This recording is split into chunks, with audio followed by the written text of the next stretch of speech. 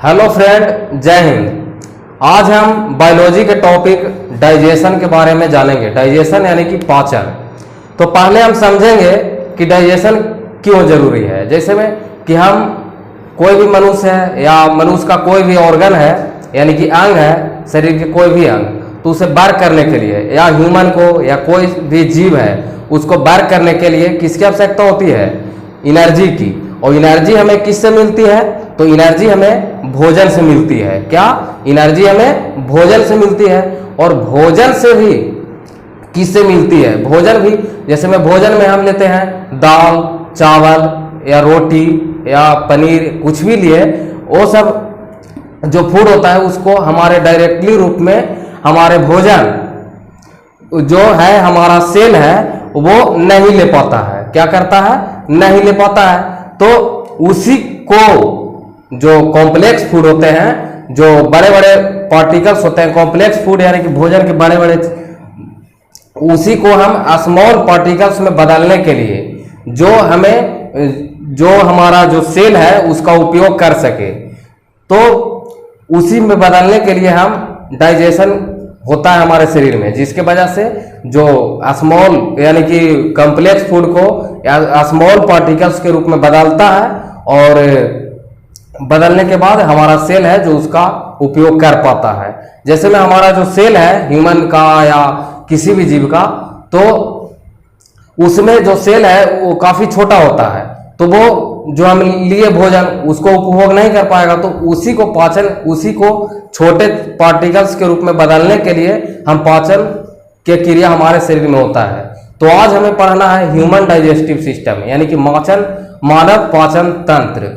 इसमें हम इतना कुछ जान लिए। अब है कि हम मेन रूप में क्रमबद्ध करते हैं। जैसे में सबसे पहले अल्टीमेट हम बहुत चीज खाते हैं, अल्टीमेटली रूप में हम बहुत चीज खाते हैं, रोटी, चावल, दाल, लेकिन उससे हमारे शरीर को एनर्जी नहीं एनर्जी बहुत मिलता है, लेकिन हमारा जो रोटी, चावल, दाल है उससे हमारा शरीर है का जो सेल है वो एनर्जी नहीं ले पाता है। सबसे हमारा शरीर का सबसे छोटा पार्टिकल है सेल, और कई सेल मिलकर टिश्यू का निर्माण करते हैं, टिश्यू का, और कई टिश्यू मिलके ऑर्गन का निर्माण करते हैं, ऑर्गन का, और कई ऑर्गन मिलके ऑर्गन सिस्टम का निर्माण करते हैं, ऑर्गन सिस्टम।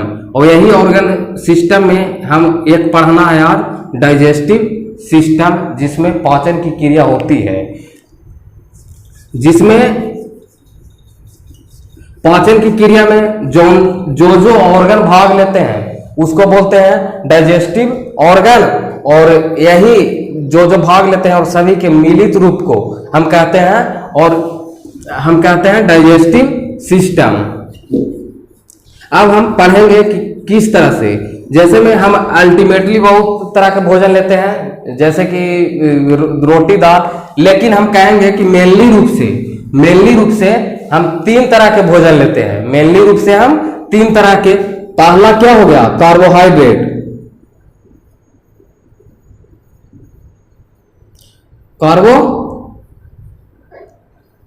मेनली रूप से हम क्या लेते हैं? कार्बोहाइड्रेट लेते हैं, या इसको शुगर बोलते हैं, शुगर, या इस हिंदी में इसको कहते हैं शर्करा, शर्करा। और दूसरा हो गया, पहला कार्बोहाइड्रेट, या इसको शुगर बोलते हैं, या शर्करा। अब है कि दूसरा हो गया फैट्स या लिपिड्स, इसको बोलते हैं वसा, ये लेते हैं। और तीसरा लेते हैं प्रोटीन लेते हैं, प्रोटीन।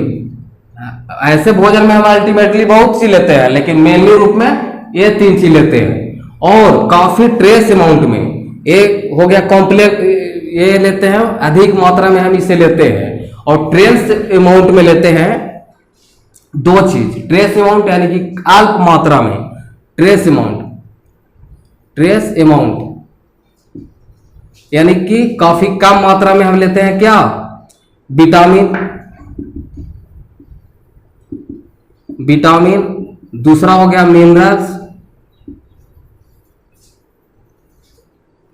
मिनरल्स, तो हम ट्रेस अमाउंट में यानी कि अल्प मात्रा में विटामिन लेते हैं और मिनरल्स लेते हैं। इससे हमें अलग से विटामिन और मिनरल्स को अलग से लेने की आवश्यकता नहीं है। जो हम इसमें से लेते हैं कार्बोहाइड्रेट, फैट्स या लिपिड लेते हैं या प्रोटीन लेते हैं, तो इसी से हमें ये दोनों मिल जाते हैं और इसी से हमें विटामिन और मिनरल्स मिल जाते हैं। जैसे कि हम चावल खाते हैं, हम क्या खाते हैं? चावल खाते हैं। तो चावल खाते हैं तो उससे हमें कार्बोहाइड्रेट मिला, लेकिन चावल में कौन होता है? चावल में विटामिन B1 भी होता है, तो उसी से हमें विटामिन मिल गया। जैसे पालक खाए तो इसमें ये चीज भी है और पालक में क्या है? मिनरल्स के रूप में हो जाता है आयरन, या हरी सब्जी में आयरन होता है, उसमें विटामिन भी है। तो हमें अलग से इसको खाने की आवश्यकता नहीं होती है। जो भोजन ही लेते हैं मेनली तौर पे, उसी से हमें मिनरल्स और ये चीज मिल जाता है। और एक चीज इसमें हम ये चीज ध्यान देना होता है कि जो ये सब लेते हैं इसकी हमें पाचन की आवश्यकता नहीं होती है। ये सब हमें हमारा जो सेल है, ह्यूमन बॉडी का जो सेल है, इसको सॉरी, इसका डाइजेशन की आवश्यकता नहीं होती है। ये इसका उपयोग ऐसे ही कर लेता है हमारा जो सेल है वो, इसलिए कि ये काफी छोटे पार्टिकल होते हैं। या वाटर हो गया, तो वाटर भी काफी छोटे पार्टिकल होते हैं, इसको भी वो काफी आसानी से कर पाता है। अब हम पढ़ेंगे वैसे कि ये सब तो लिए, लेकिन ये सब हम जानते हैं कि जो कार्बोहाइड्रेट है, फैट्स है या प्रोटीन है, ये तीनों हमारा शरीर, ये सब काफी है कॉम्प्लेक्स फूड इसको कहते हैं। कॉम्प्लेक्स फूड यानी कि ये होता है, लार्ज पार्टिकल होता है। इसका भी, कार्बोहाइड्रेट का भी डायरेक्टली रूप में हमारा सेल है जो उपयोग नहीं कर पाता है। और इसी को हम, ये जो कार्बोहाइड्रेट लिए, इसी को हमें किस रूप में बदलना होता है कि वो जो हमारा सेल है वो उपयोग कर सके। इसी को हम पढ़ेंगे आगे। इसको हम पढ़ते हैं। अब जैसे में हो गया कार्बोहाइड्रेट को कहते हैं हम, कार्बोहाइड्रेट हो गया और फैट्स हो गया, इसको कहते हैं energy giving food. Energy giving food, इसलिए इसको कहते हैं एनर्जी गिविंग फूड, यानी कि ऊर्जा देता है, ऊर्जा दाता। यानी कि जो हम कार्बोहाइड्रेट खाते हैं और प्रोटीन लेते हैं, तो एक कार्बोहाइड्रेट और फैट्स है जो इसको बोलते हैं एनर्जी गिविंग फूड, और प्रोटीन को बोलते हैं बॉडी बिल्डिंग फूड। यानी कि ये हमारे शरीर के ग्रोथ में मदद करता है। कौन? प्रोटीन को बोलते हैं बॉडी बिल्डिंग फूड, और इसको बोलते हैं, कार्बोहाइड्रेट और फैट्स को बोलते हैं एनर्जी गिविंग फूड।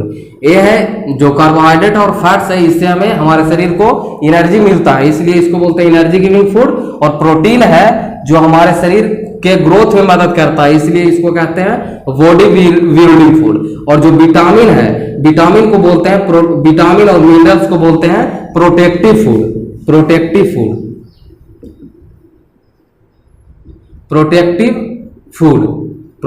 फूड यानी कि हमारे रक्षक के कार्य करता है।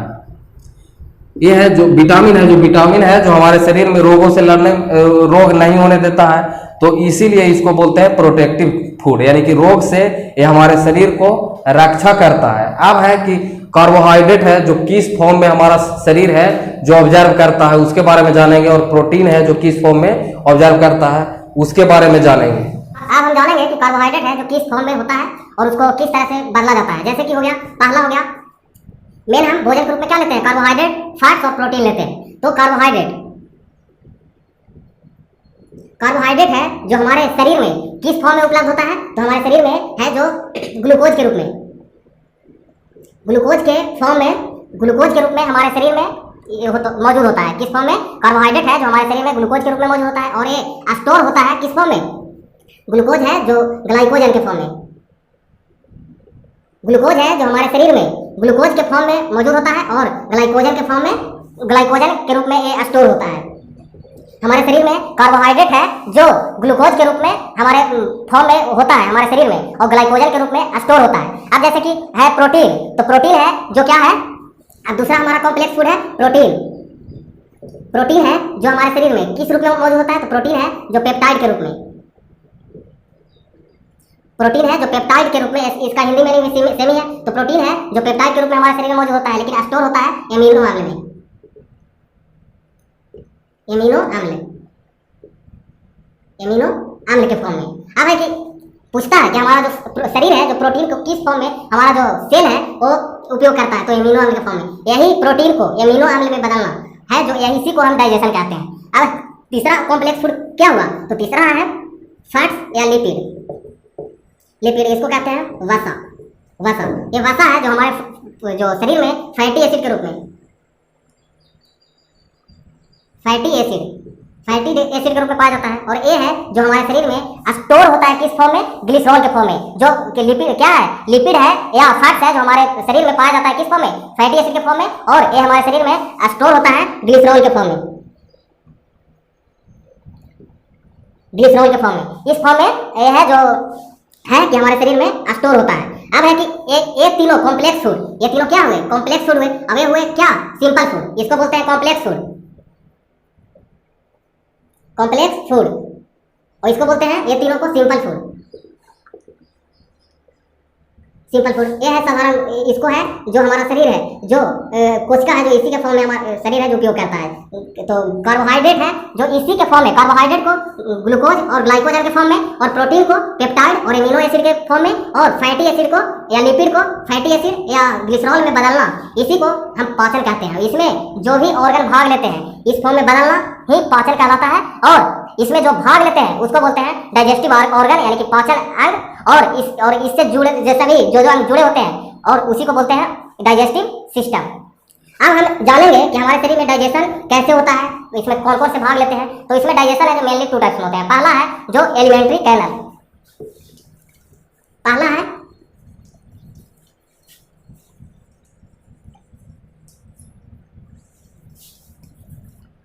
एलिमेंट्री कैनल, यानी कि डाइजेस्टिव सिस्टम में पाचन सिस्टम में, पाचन तंत्र में जो भाग लेते हैं मेनली रूप से 2। पहला है एलिमेंट्री कैनल।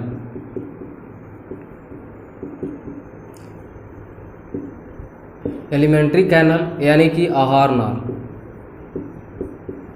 आहार नाल, आहार नाल उसको कहते हैं कि जहाँ से भोजन है जो गुजरता है उसी को बोलते हैं एलिमेंट्री कैनल। भोजन है जो जहाँ जहाँ से गुजरता है उसी को बोलते हैं आहार नाल या एलिमेंट्री कैनल। और दूसरा होता है ग्लैंड। ग्लैंड यानी कि ग्रंथि।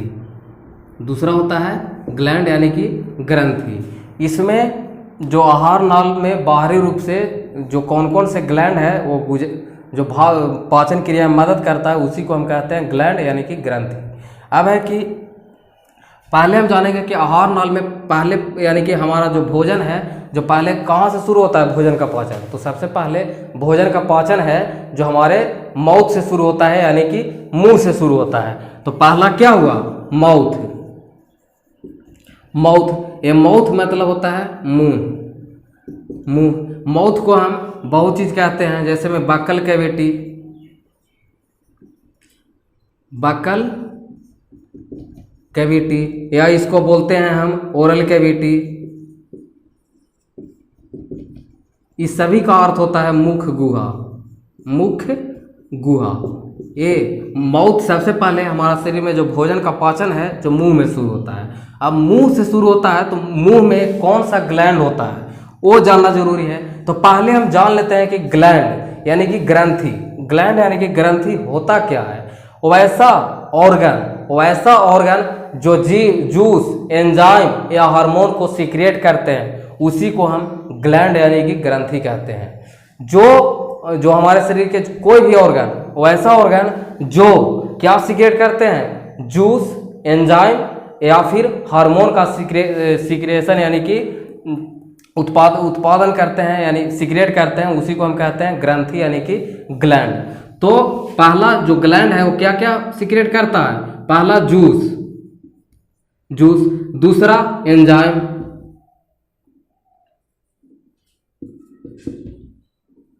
दूसरा एंजाइम, तीसरा हार्मोन। हार्मोन, पहला जूस, दूसरा एंजाइम और तीसरा हार्मोन सीक्रेट करते हैं। कौन? ग्रंथियां। तो इसी को हम कहते हैं, जो एंजाइम, जूस, एंजाइम और हार्मोन सीक्रेट करते हैं उसी को कहते हैं ग्रंथि यानी कि ग्लैंड। अब है जो ऑर्गन है, जो ऑर्गन जूस और एंजाइम को सीक्रेट करता है, का निर्माण करता है, जूस और एंजाइम का निर्माण करता है, उसको कहते हैं एक्सोक्राइन ग्लैंड।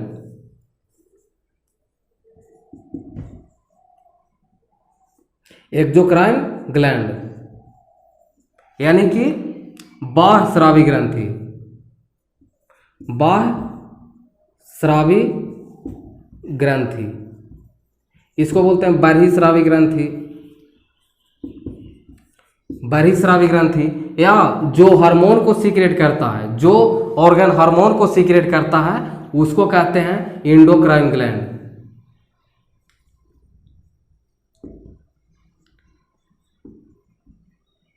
एंडोक्राइन ग्लैंड यानी कि अंतःस्रावी ग्रंथि।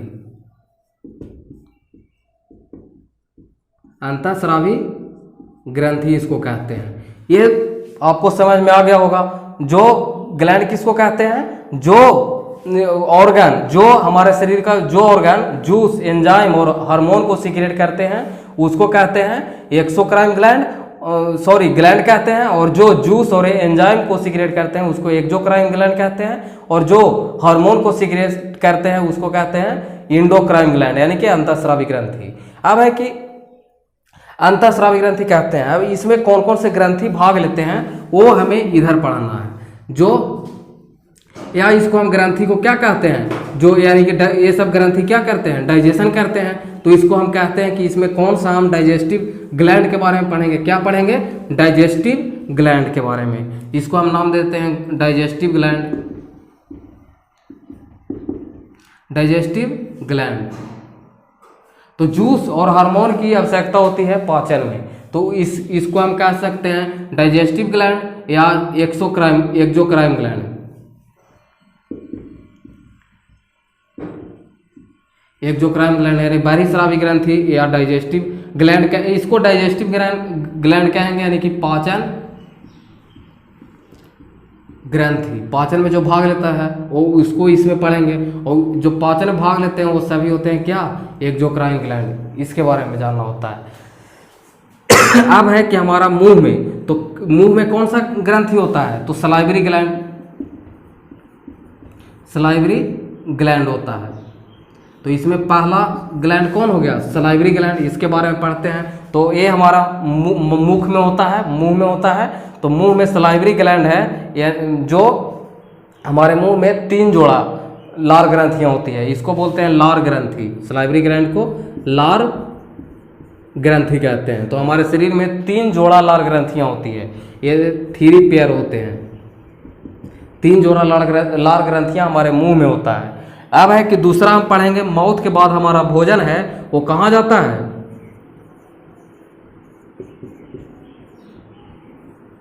ओसोफेकस यानी कि इसको हम कहते हैं फूड पाइप। फूड पाइप कहते हैं। इसमें फूड पाइप यानी कि आहार नाल हिंदी में कहते हैं, आहार नाल।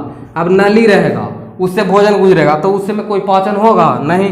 तो आहार नाल में यानी कि फूड पाइप में कोई पाचन ग्रंथि नहीं होता है, इसमें पाचन की क्रिया होता ही नहीं है।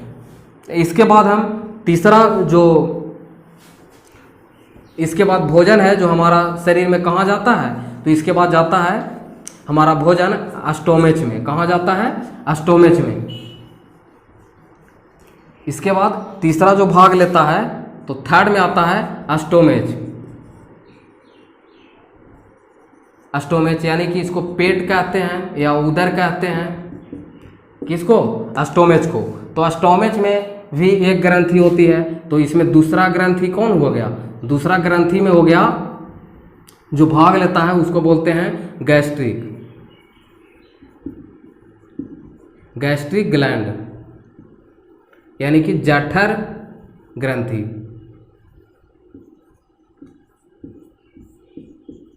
जठर ग्रंथि इसको पढ़ना होता है। अब ये दूसरा ग्लैंड कौन हुआ, गैस्ट्रिक ग्लैंड, यानी कि जठर ग्रंथि होता है, किस में पाया जाता है, तो हमारा स्टोमच में पाया जाता है, पेट में पाया जाता है। और चौथा जो होता है स्मॉल इंटेस्टाइन होता है। स्मॉल इंटेस्टाइन यानी कि छोटी आंत, छोटी आंत, छोटी आंत, इसमें जो हमारा शरीर में भोजन है जो पूर्ण हो जाता है। तो स्मॉल इंटेस्टाइन में दो ग्रंथियां भाग लेती है। तो दूसरा के बाद तीसरा ग्रंथि कौन है, तो तीसरा ग्रंथि होता है हमारे शरीर में जो लीवर होता है, लीवर भी इसी में पाया जाता है। और एक और होता है, चौथा होता है लीवर पैंक्रियाज। पैंक्रियाज, लीवर यानी कि यकृत, पैंक्रियाज यानी कि अग्नाशय, अग्नाशय। तो ये चीज पाया जाता है कहाँ, स्मॉल इंटेस्टाइन में। लीवर से जो हार्मोन निकलते हैं, सॉरी एंजाइम निकलते हैं, वो इससे में मिलते हैं, जिससे पाचन पूरा हो जाता है। तो यकृत को हम क्या कहते हैं, ह्यूमन बॉडी का लार्ज जो ऑर्गन होते हैं, सबसे बड़ी ग्रंथि कौन होता है, तो लीवर। और सबसे बड़ी मिश्रित ग्रंथि, इसको कहते हैं सबसे बड़ी ग्रंथि, सबसे बड़ी ग्रंथि। मानव शरीर की सबसे बड़ी ग्रंथि लीवर होता है, यकृत, और पैंक्रियाज होता है सबसे बड़ी मिश्रित ग्रंथि, मिश्रित ग्रंथि। तो सबसे बड़ी मिश्रित ग्रंथि हमारा ह्यूमन बॉडी के शरीर में कौन होता है, तो पैंक्रियाज यानी कि अग्नाशय। इसको मिश्रित ग्रंथि इसलिए कहते हैं कि जो पैंक्रियाज है जो हार्मोन भी सीक्रेट करता है और एंजाइम भी सीक्रेट करता है। तो जो ग्लैंड है वो हार्मोन सॉरी और क्या एंजाइम दोनों सीक्रेट करते हैं, उसको कहते हैं मिश्रित ग्रंथि। अब इसके बाद हम पढ़ेंगे पांचवा में large intestine. Large intestine, large intestine यानी कि बड़ी आंत, बड़ी आंत। तो बड़ी आंत में है जो पाचन नहीं होता है, बड़ी आंत में पाचन की क्रिया नहीं होती है। बड़ी आंत में केवल जो भोजन से बचा हुआ, जैसे में जल का अणु बच जाते हैं, उसी का अवशोषण होता है, इसमें पाचन नहीं होता है। अब है इसके बाद आता है एनस, छठा में एनस। एनस यानी कि इसको कहते हैं गुद्दा, इसको कहते हैं गुद्दा। इसमें भी कोई पाचन नहीं होता है। इसमें है जो हमारे शरीर में जो भी वेस्ट मटेरियल पाचन के बाद बच जाते हैं, तो एनस के द्वारा शरीर से बाहर निकल जाते हैं। तो हमने आज डाइजेशन के बारे में जो ऑर्गन भाग लेते हैं बहुत चीज़ पढ़े, तो हमें उम्मीद है कि आप पूरा तरह से समझ गए होंगे। और इसमें जो पूरा एलिमेंट्री कैनल है यानी कि आहार नाल है, उसका जो लेंथ होता है, लंबाई होता है, जो होता है 9 मीटर, और यही बोले तो 33 फीट होते हैं। जो हमारे आहार नाल है जिसका लंबाई होता है 9 मीटर और 33 फीट। तो इसी में यानी कि जो जो भाग लेते हैं उसको बोलते हैं एलिमेंट्री कैनल। जहाँ जहाँ से भोजन गुजरता है उसको एलिमेंट्री कैनल कहते हैं। जैसे कि हमारा भोजन में जो है जो कहाँ कहाँ से गुजरता है, पहला है जो माउथ में, इसके बाद ओसोफेगस यानी कि फूड पाइप, इसके बाद स्टोमेच में जाता है। और स्टोमेच में कौन सा ग्रंथि होती है, स्टोमेच में जो ग्रंथि होती है वो गैस्ट्रिक ग्लैंड होता है। और हमारा माउथ में सलाइवरी ग्लैंड होता है। फूड पाइप में कोई पाचन नहीं होता है, इसलिए ग्रंथि नहीं होता है। स्टोमेच में गैस्ट्रिक ग्लैंड यानी कि जठर ग्रंथियाँ होती है। इसके बाद हमारा भोजन है जो किस में जाता है, स्मॉल इंटेस्टाइन यानी कि छोटी आंत में। तो इसमें 2 ग्रंथियाँ भाग लेती है पाचन में, वो है पहला लीवर यानी कि यकृत, और दूसरा पैंक्रियाज यानी कि उसको बोलते हैं अग्नाशय। इसके बाद लार्ज इंटेस्टाइन में जाता है। तो लार्ज इंटेस्टाइन यानी कि बड़ी आंत, तो इसमें कोई पाचन नहीं होता है, केवल इसमें कुछ जल के अणु या कुछ बच जाता है, तो उसी का अवशोषण होता है। इसके बाद हमारा शरीर है जो एनस, शरीर में जो पाचन के बाद जो भी अवशिष्ट पदार्थ बचता है वो एनस के द्वारा हमारे शरीर से बाहर निकल जाता है। यही प्रक्रिया को हमें आगे पढ़ना है। तो सबसे पहले हमारा शरीर में पाचन है जो कहाँ से होता है, तो मुंह से होता है यानी कि माउथ से होता है। तो माउथ में हमें क्या क्या पढ़ना होता है, तो पहला टीथ होता है, टीथ भाग लेता है। और दूसरा भाग लेता है हमारा टंग यानी कि जीभ, पहला टीथ यानी कि दांत। और तीसरा होता है सलाइवरी ग्लैंड। हमारे माउथ में 3 जोड़े सलाइवरी ग्लैंड होते हैं, जो 3 जोड़े यानी कि 6 सलाइवरी ग्लैंड होते हैं, और उसी के बारे में हम अगले वीडियो में पढ़ेंगे।